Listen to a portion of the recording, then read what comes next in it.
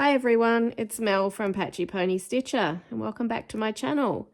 This is my first stitch with me that I've done on my video, and I thought I might bring you along to finish off my oldest and my largest stitch count whip that I've been working on.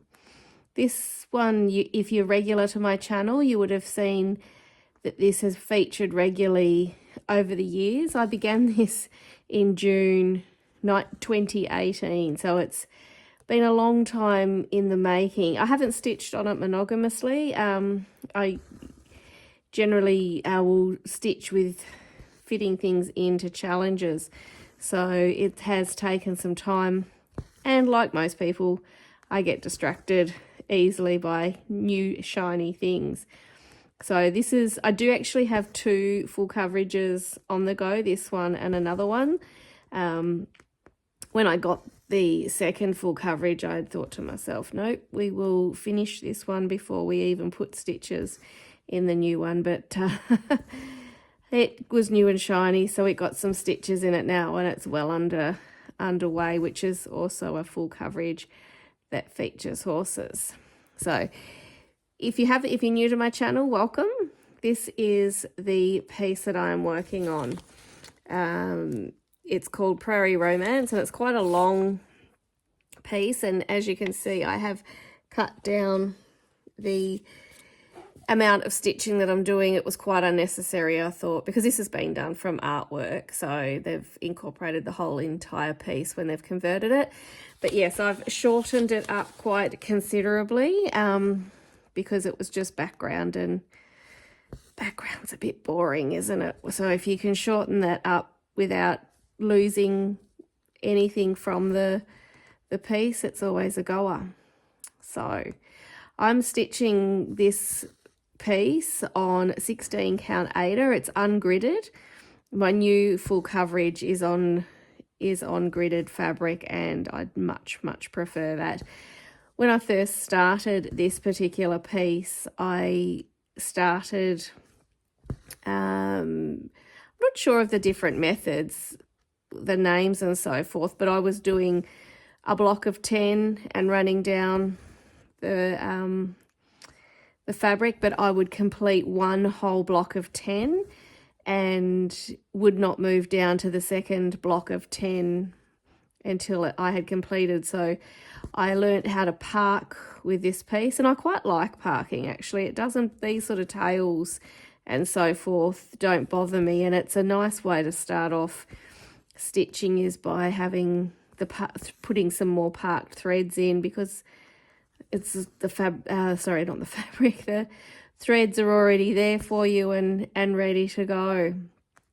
So I parked for this one for over halfway. I just did 10 by 10 by 10, and then I started getting a little bit more adventurous, and I was starting to work 2 blocks. So I'd work 10 and then the 10 directly below it and still parking, and that worked for some time as well. Now I've got these needle minders that a friend made me, and I was parking, and I would wrap this around, and it would keep the threads nice and tidy. I don't have anything on them any longer because we're nearly finished. But yeah, so eventually I got a little bit more adventurous and started doing 2 lots of 10, and again fully filling the 10 blocks and parking below before I would then continue onwards with that. So that worked for quite some time, and after I then got the gridded fabric, I quite liked completing. So on the gridded fabric, I was able to thread complete, and then I was using the typewriter method, which is where you just pick up the next colour or the next empty block and fill that entire thread in. And that's probably going to be my preferred method now for full coverage, because I don't think I would do full coverage again unless it was gridded, and gridded fabric certainly makes that much easier to be able to thread complete a whole entire piece of thread. So lots of confetti all over the place, which I don't mind either, but I just, I don't know why, it's my preference actually, after doing parking for so long. But maybe because with the counted fabric, it's not squaring it up. Like, you're not just working in a square block, you're actually seeing the picture become alive right throughout the piece rather than doing it block by block. Yeah, so I'm just going to finish this thread off and rethread my needle. I mean, so this particular piece is all in, well, I think most full coverages are all in DMC because of the colour range. Now, this piece does have a mammoth floss list. Now, hopefully you can see that, but as you can see, it's very worn. 62 colours it's got, I've counted at one point in time. It's very, very worn, and I've had to rewrite my symbols. So what is it, 2023? So 5 years of using this lovely piece of paper. I think it's actually held up quite well.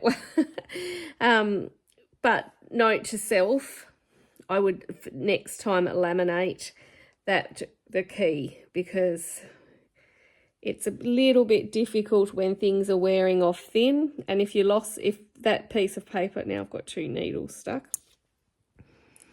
If you lost that piece of paper then, or it ripped, then you're in strife. So my colour key for any further long-term projects is definitely going to be laminated to make life easier. So I keep my threads, if you can see that, in a bobbin box, to make life easy to achieve, to grab the floss as I need to go. So they're all bobbinated. I don't have a problem, I think, with the threads kinking up. It just doesn't tend to bother me at all. Yeah, so this is the piece, actually no, beg your pardon, this is the second piece that I got back into stitching. I did do a smaller full coverage prior to this after having quite a long absence from stitching. So this was the next piece that I ended up doing. Now, for those who do like to tuck, so when I finish a thread, I will just bring it to the end of the column, and then when I get to this type of situation where I've got a thread coming in, I just snip that off, and it always go down through the hole where that tail was, and that just pushes the thread back under. And there we go, because this particular piece is on a tapestry stand, so there is no option to flip this baby over and tuck your threads under. And I do quite like this big piece being on a tapestry stand because it gives me the option to do the two-handed stitching, which is my preferred method of stitching. I do use a Lowry stand for smaller pieces and a Q-snap, and I will tend to two-hand stitch on my Lowry as well. But yes, I always prefer to do two-hand stitching opposed to pulling my hand up under and over multiple times. So I use, you probably saw the length of thread that I use. That's my average length of thread that I will use on each piece. Sorry, the holes are getting a little bit tight now that we've got nearly every stitch filled in. So I do use quite a decent length of thread for each piece. I don't find that DMC shreds even on a full coverage. So I'm quite happy to have that sort of length.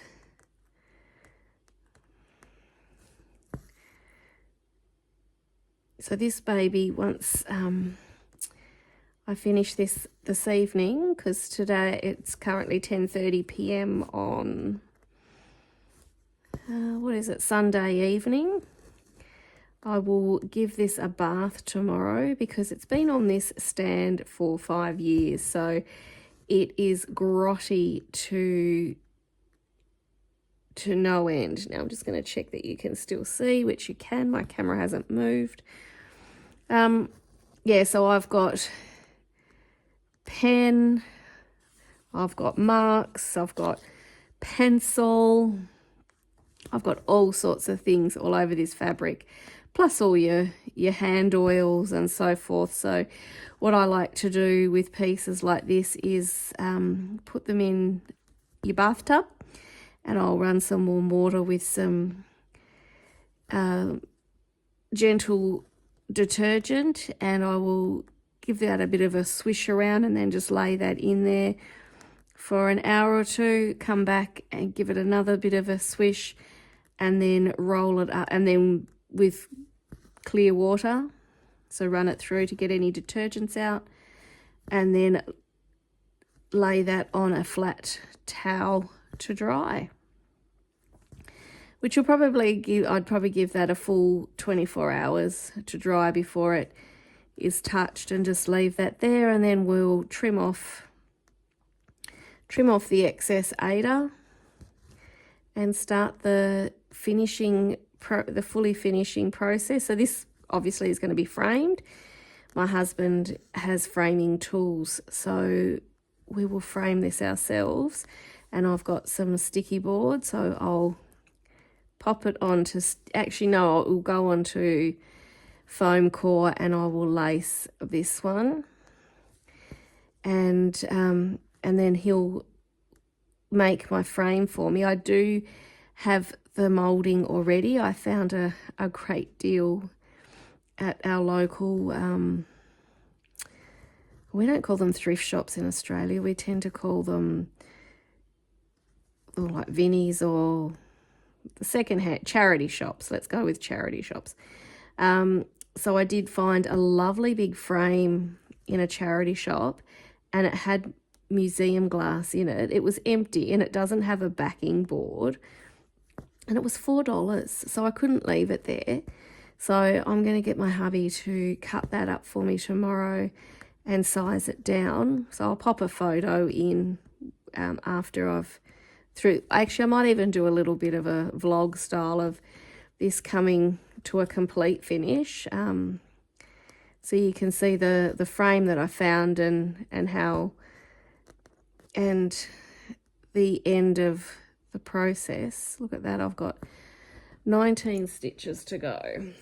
So this is the length of the thread that I would generally use, and I use the loop method again because I can't flip this piece over. So I would use, this is a standard type of length that I would use.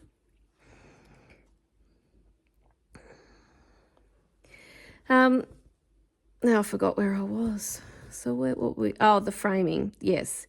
So I will cut the foam core down and give the measurements to hubby to, oh dear.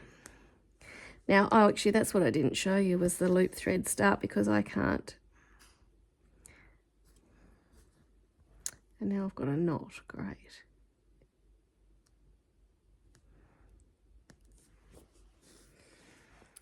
So when I'm using the loop method to start on a full coverage and I can't flip it over, just get that bit of fuzz away. What I do is I go down through one hole, bring that up through the other, and I do tend to do this even on smaller projects too, and I do the loop on the front and then bury that straight down through one of the holes, and it takes that loop finish back to the other side, and I can continue on without having to flip my piece over. So I do actually even use that starting method, not on smalls, but on sort of medium-sized projects where I don't want to have to be flipping it over if it's quite a bigger piece. So again, here we come to some tails. So I'll just grab my snips.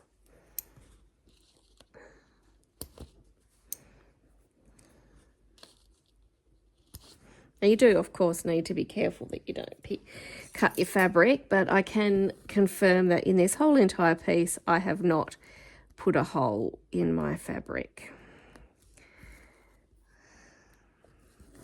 So getting back to what I was saying before I had to end my thread, hubby will cut the piece down, the framing down, and we'll actually make the frame tomorrow. Hopefully, I don't think he's ever cut museum glass before, so I'm hoping that that isn't too problematic and it's just the same as a standard glass cut with the glass cutter.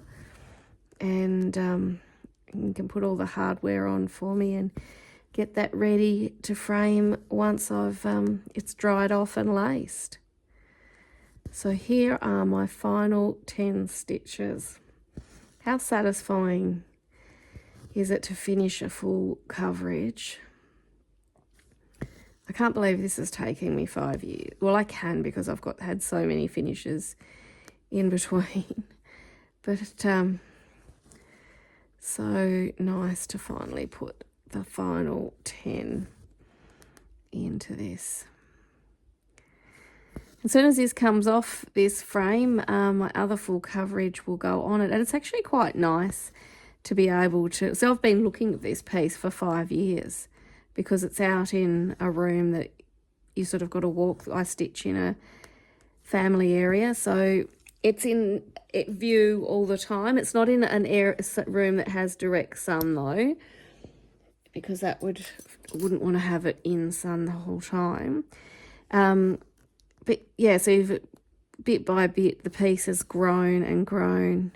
So it's sort of been on display for the last 5 years, but it will now eventually go on the wall and the gift will be going into the frame in its replacement.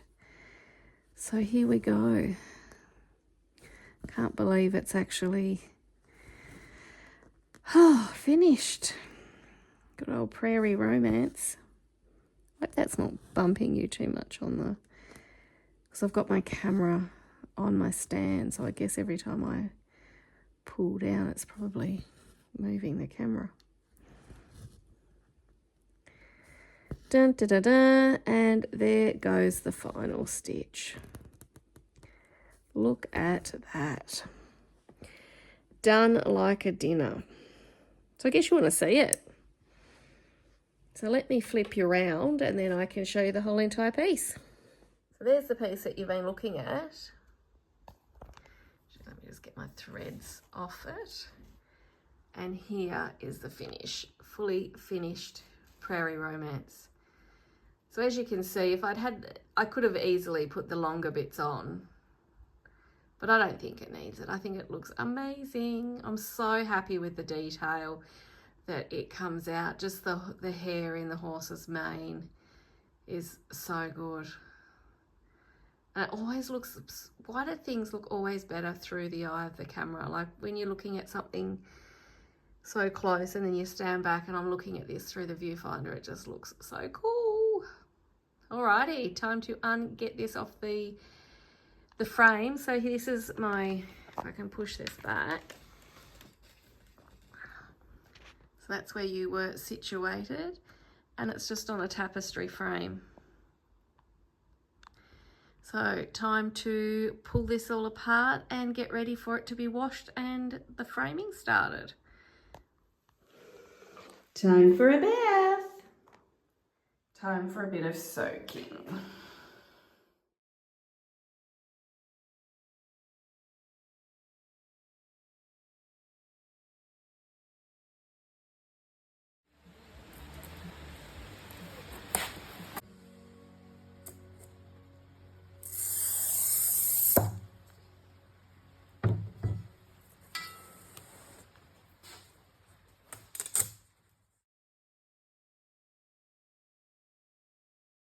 It is all finished on the wall with non-reflective glass, which came with the $4 frame, so I can't be happier than that.